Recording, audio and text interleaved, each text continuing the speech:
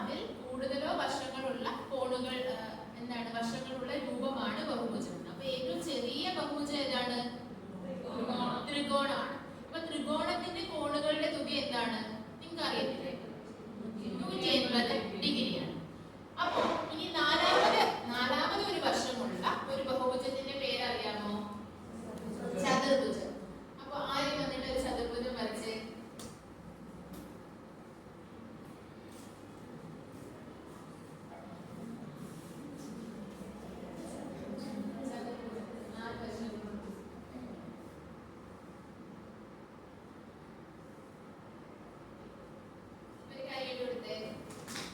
അപ്പൊ ഇതാണ് ചതുർഭുജം അല്ലേ? ഇത് എന്താണ് ചതുർഭുജം എന്ന് പറയാൻ കാരണം? 4 വശങ്ങളുണ്ട്. അപ്പോ ഈ ചതുർഭുജത്തിന്റെ കോണുകളുടെ തുകയാണ് കണ്ടുപിടിക്കേണ്ടത്. അതിനായിട്ട് ഞാൻ ബിയിൽ നിന്ന് സിയിലേക്ക് ഒരു വികർണം വരയ്ക്കുകയാണ്. അപ്പോ ഈ ഒരു പി സി എന്ന് പറയുന്ന ഒരു വികർണം വരുമ്പോൾ ഈ ചതുർഭുജത്തിൽ എത്ര ത്രികോണങ്ങൾ ഉണ്ടാകുന്നത് നിങ്ങൾക്ക് കാണാൻ പറ്റുന്നുണ്ടോ? എത്ര ത്രികോണങ്ങൾ വരുന്നുണ്ട്? 2 ത്രികോണങ്ങൾ വരുന്നുണ്ട്. അപ്പോ ഈ 2 നമുക്കറിയാം ഒരു ത്രികോണത്തിന്റെ കോണുകളുടെ തുക എത്രയാണെന്നാണ് അറിയാവുന്നത്? 180. അപ്പോ ഈ 3 കോണുകളുടെ തുക 180 ഡിഗ്രിയാണ് അല്ലേ? അങ്ങനെയാണെങ്കിൽ അതുപോലെ തന്നെ ഇവിടെ ഒരു ത്രികോണമുണ്ട്. ഈ ത്രികോണമാണ് ABC. ഈ ത്രികോണത്തിന്റെ പേരെന്താണ്? രണ്ടാമത്തെ BC.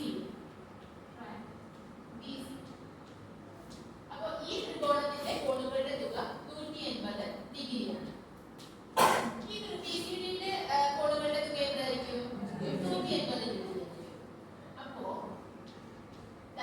ഈ ചതുർഭുജത്തിന്റെ കോണുകളുടെ തുക എന്ന് പറയുമ്പോൾ ഈ എന്താണ് കോൺ എ, കോൺ ബി, കോൺ ഡി, കോൺ സി കൂടെ ആഡ് ചെയ്യുന്നതാണോ?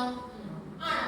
അങ്ങനെയാണെങ്കിൽ നമുക്ക് ട്രയാങ്കിൾ എബിസിയും ട്രയാങ്കിൾ ബിസിഡിയുടെ കോണുകളുടെ തുകയായിരിക്കുമോ ചതുർഭുജത്തിന്റെ കോണുകളുടെ തുക എന്ന് പറയുന്നത്? ആയിരിക്കുമോ? അതെങ്ങനെ പറയാൻ പറ്റും? അച്ഛനെ ഒന്ന് പറഞ്ഞേ. ഈ 2 കോണുകളും ബി ആയിരിക്കും. എന്താ ആ 3 ത്രികോണങ്ങളുടെയും തുകയെന്നല്ലേ പറഞ്ഞു? 4 കോൺ ബി എന്ന് പറയുന്നത് ആംഗിൾ ബി എന്ന് പറയുന്നത് ആ 2 ത്രികോണങ്ങളുടെ ഒരു കോണായിരിക്കും. അതെ, അതായത് ആംഗിൾ ബി എന്ന് പറയുന്നത് ആംഗിൾ എ ബി സിയുടെയും ആംഗിൾ സി ബി ഡിയുടെയും കൂടെ സമ്മാണ് അല്ലേ? അങ്ങനെ വരുമ്പോൾ ഇപ്പോൾ ഈ ഒരു ത്രികോണത്തിന്റെ കോണാണ് angle A B C. B C D എന്ന് പറയുന്ന ത്രികോണത്തിന്റെ കോണാണ് സി ബി ഡി. അപ്പോൾ ആക്ച്വലി ആ ആംഗിൾ ബി എന്ന് പറയുന്നത് രണ്ടിന്റെയും കോണിന്റെ ഭാഗമായിട്ട് വരുന്നുണ്ടല്ലോ. അപ്പൊ നമുക്ക് എന്ത് പറയാം? ഇരുന്നോ ഒരു ക്ലാസ് കൊടുത്തേ. അപ്പൊ നമുക്ക് എന്ത് പറയാം? ഈ ചതുർഭുജത്തിന്റെ കോണുകളുടെ തുക എന്ന് പറയുന്നത് ആ 2 ത്രികോണത്തിന്റെ കോണുകളുടെ തുകയ്ക്ക് തുല്യമായിരിക്കും. അങ്ങനെയാണെങ്കിൽ നമുക്ക് ഈ 180 പ്ലസ് 180 എന്നുള്ളത് 2 × 180 എഴുതാമല്ലോ അല്ലേ? ഇനി 5 വശങ്ങളുള്ള അതെന്ന് പറയുന്നത് എന്താണ്? ആൻസർ എന്ന് പറഞ്ഞേ 2 × 180 360. Very good. സോ ഇനി അടുത്തൊരു ബഹുഭുജം ഏതാണ്? ഈ 4 വശങ്ങൾ കഴിഞ്ഞ് 5ാമതൊരു വശം കൂടി വരുമ്പോൾ ആ ബഹുഭുജത്തിന് പറയുന്ന പേരറിയാമോ? എന്താ? പഞ്ചഭുജം. എന്താ ബാക്കി വന്നൊരു പഞ്ചഭുജം വരച്ചേ.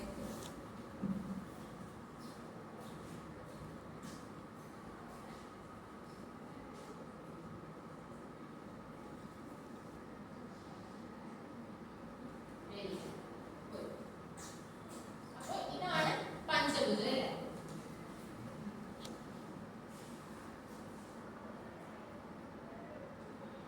ഞാനിവിടെ എയും സിയും തമ്മിൽ ഇയും സിയും തമ്മിൽ ഒരു വികരണം വരയ്ക്കുകയാണ്. അപ്പൊ നമുക്ക് ഇവിടെ എത്ര ത്രികോണം ലഭിച്ചു? 3 ത്രികോണം ലഭിച്ചു. അങ്ങനെയാണെങ്കിൽ ഈ ഒരു പഞ്ചഭുജത്തിന്റെ കോണുകളുടെ തുക എന്തായിരിക്കും? പുണ്യ എന്ന് പറഞ്ഞേ. കോണുകളുടെ തുകയായിരിക്കും പഞ്ചഭുജത്തിന്റെ കോണുകളുടെ തുക അല്ലെ?